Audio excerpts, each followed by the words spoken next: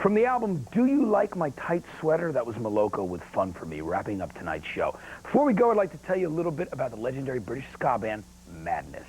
In the morning I awake, my arms, my legs, my body aches. The sky outside is wet and grey, so begins another weary day. One of the early pioneers of the London ska revival of 1979, along with bands like The Specials and Selector, Madness helped bring ska to the attention of the mainstream, and their music achieved what many said was impossible: universal appeal.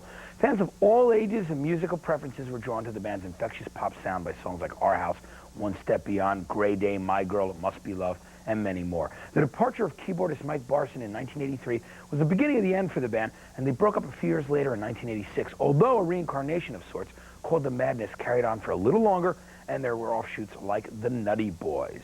In 1992, on the heels of a greatest hits album titled Divine Madness, the band reunited and have since played several shows in England, like Finsbury Park, where it was a huge one they sold out. And lead singer Suggs has had some pop hits, 2 top 10 singles in England, with a cover of the Beatles' I'm Only Sleeping and Simon & Garfunkel's Cecilia.